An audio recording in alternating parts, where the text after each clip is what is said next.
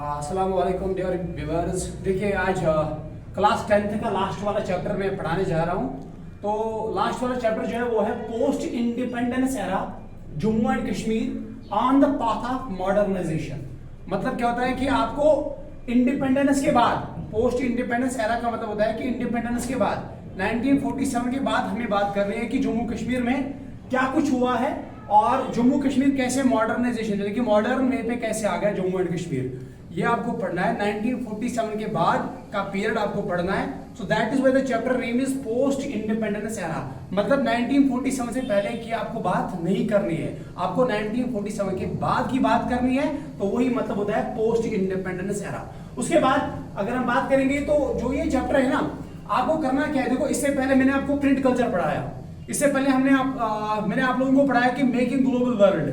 तो क्या हम कर रहे थे, हम क्या कर रहे थे कि हम ग्लोबल हिस्ट्री पढ़ रहे थे, पूरी दुनिया की हम बात कर रहे थे। कभी कभार मैं यूरोप के बारे में बता रहा था, उसके बाद हम एशिया की बात कर रहे थे।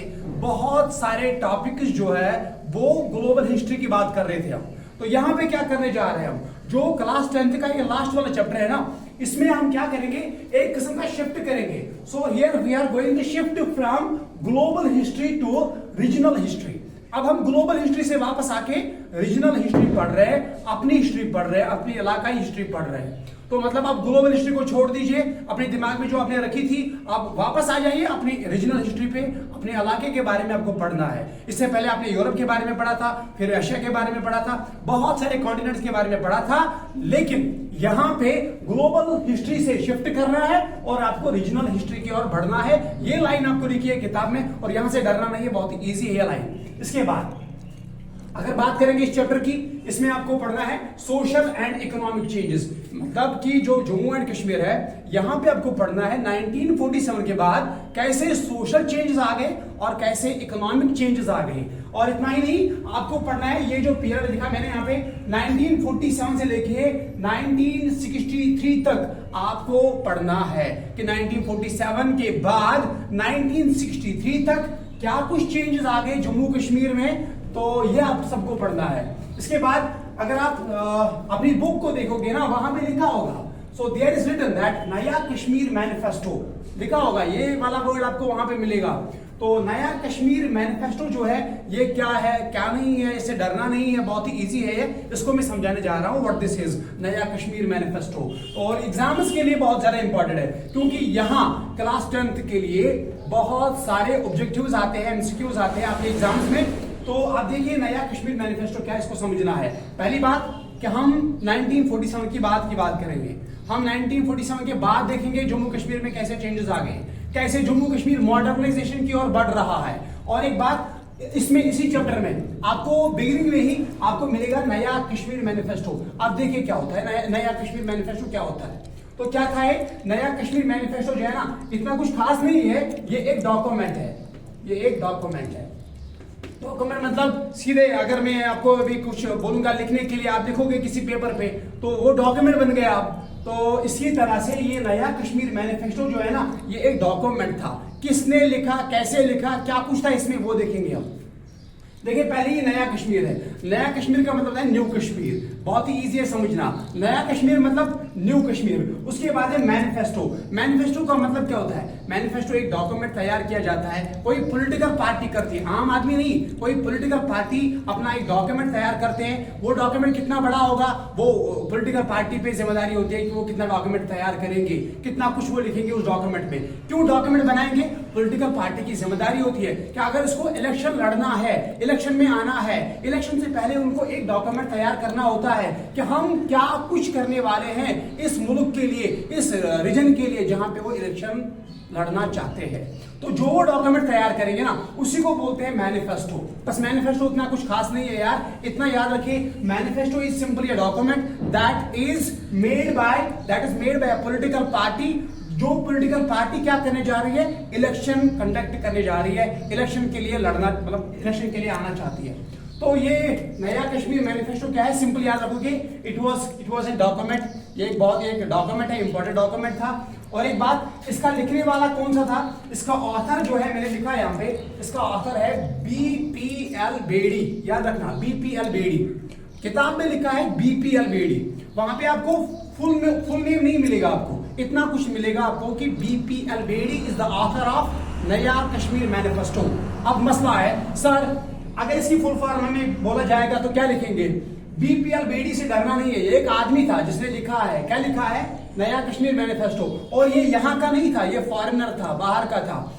ये सॉरी मैं कह रहा हूँ, ये पंजाब का रहने वाला था, पंजाब का। लेकिन किस पंजाब को? जो पाकिस्तान का पंजाब है, याद रखना।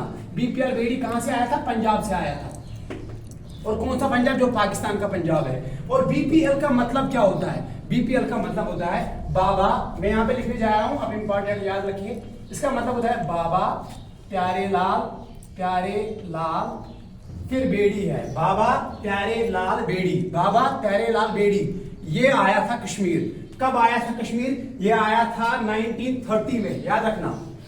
बाबा प्यारेलाल बेड़ी पंजाब से था, यहां आ गया कश्मीर। कब आ गया? 1930 में। क्यों आ गया? अब मसला ये भी है, ये आ गया। देखो समर, आपको पता है समर जो है, समर में क्या कर रहे हैं? बाहर के लोग यहाँ आते हैं। क्यों आते हैं? गर्मी जो बाहर होती है बहुत ज्यादा, तो यहाँ वो चक्कर करने के लिए आते हैं, क्योंकि यहाँ का एटमॉस्फेयर बहुत ज्यादा अच्छा है, यहाँ का वेदर बहुत ज्यादा अच्छा होता है।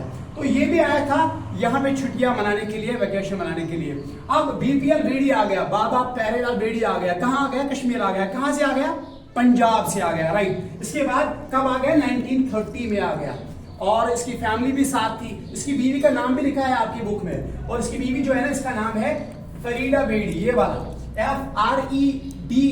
FREDABEDI, फरीदा बेड़ी जो है इसकी बीवी है। और ये आ गए कश्मीर। जब ये कश्मीर आ गए, उसके बाद यहाँ पे रहने लगे, तो क्या होता है कि यहाँ रहते रहते ही इन लोगों ने क्या कर दिया, यहाँ की पॉलिटिकल पार्टी जो उस टाइम थी, यहाँ की पॉलिटिकल पार्टी जो इस टाइम थी, पॉलिटिकल पार्टी, जितने भी पॉलिटिकल पार्टीज थी, और एक खास पॉलिटिकल पार्टी उस टाइम जो थी वो थी एनसी, नेशनल कॉन्फ्रेंस। इनके साथ इनका मेल जोल हुआ, आपस में इनके साथ रहने लगे ये लोग, इनके साथ दोस्ती हुई है एक पॉलिटिकल पार्टी के साथ, पॉलिटिकल पार्टीज नेशनल कॉन्फ्रेंस। और जब इनके साथ दोस्ती कर रही इन लोगों ने, बीपीएल बेड़ी ने, इसकी बीवी भी थी साथ, दोस्ती हो गई। दोस्ती होते होते इन लोगों ने पॉलिटिकल अफेयर्स के साथ यहाँ पे छेड़खानी कर दी, मतलब पॉलिटिकल अफेयर्स के साथ आ गए। और आखिरकार इन लोगों ने, नेशनल कॉन्फ्रेंस ने एक डॉक्यूमेंट तैयार किया है, दैट इज नया कश्मीर मैनिफेस्टो। लेकिन डॉक्यूमेंट तैयार करने के लिए इसको बुलाया गया, बीपीएल बेड़ी को बुलाया गया, क्योंकि ये बहुत ही ज़हीन था, काबिल था। तो बोला गया कि यार आप इसको लिखो, आप इसके ऑथर बन जाओ। तो बन गया ऑथर कौन? बीपीएल बेड़ी, किसका? नया कश्मीर मैनिफेस्टो का। उसके बाद ये जो ये नया कश्मीर मैनिफेस्टो है, ये एक कॉम्प्रहेंसिव प्लान था। कॉम्प्रहेंसिव का मतलब होता है छोटा मोटा प्लान नहीं था यार, इसमें बहुत ज्यादा भरा हुआ है, इसमें बहुत ज्यादा बातें भरी हुई है, बहुत ज्यादा। क्या क्या? इसमें इकोनॉमिक प्लान भी है, ये एक सोशल प्लान भी है, ये एक पॉलिटिकल प्लान भी है, हम लिख सकते हैं ये एक कल्चरल प्लान भी है।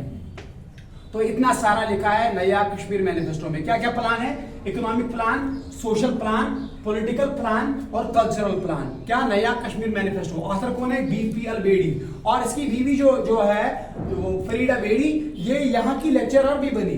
वो इंग्लिश लिटरेचर ये पढ़ा रही थी, इंग्लिश लिटरेचर। देखो ये इंग्लिश लिटरेचर पढ़ा रही थी कहाँ पे? गवर्नमेंट वुमेन्स कॉलेज जो श्रीनगर में है, गवर्नमेंट वुमेन्स कॉलेज श्रीनगर में जो है, वहां पे ये इंग्लिश लिटरेचर पढ़ा रही थी। मैं क्यों बोल रहा हूँ ये सब कुछ? देखो ये आपको बुक में नहीं लिखा है, लेकिन कम से कम आपको बैकग्राउंड थोड़ा सा पता होना चाहिए कि बीपीएल बेड़ी अगर यहाँ के बारे में लिख रहा है, क्यों लिख रहा है, और ये कहां से आया था, इसका पूरा नाम क्या है, नया कश्मीर मैनिफेस्टो के बारे में अगर इसने लिखा है तो क्यों लिखा है, ये सब कुछ आपको पता होना चाहिए। इसके बाद आपको इसमें क्या पढ़ना है कि आपको आप नया कश्मीर मैनिफेस्टो में इतना ही याद रखना है कि ये एक डॉक्यूमेंट था जो एक पॉलिटिकल पार्टी शो कर रही है, लोगों को दिखा रही है। और इसमें क्या है, इस नया कश्मीर मैनिफेस्टो में, इसमें इकोनॉमिक प्लान्स लिखे हैं कि हम क्या कुछ करने वाले हैं ताकि कश्मीर आगे बढ़े, इकोनॉमिकली वेल हो जाए। इसमें क्या है, सोशल प्लान लिखा है कि हम क्या कुछ करेंगे ताकि जो कश्मीर की सोसाइटी है वो अच्छी हो जाए। इसमें क्या लिखा है, पॉलिटिकल प्लान, मतलब हम सियासत में क्या कुछ करेंगे ताकि हम आगे बढ़े, हमारे लीडर्स की क्या कुछ करें। So that all was written in this Naya Kashmir manifesto. Cultural plan, मतलब अगर आप कोई फेस्टिवल मनाने जा रहे हो तो हम क्या कुछ करने जा रहे हैं, कोई गड़बड़ तो नहीं करेंगे ना। तो ये सब कुछ एक पॉलिटिकल पार्टी इलेक्शन से पहले उनको लिखना जरूरी होता है। तो यहां तक आप याद रखिए इसको।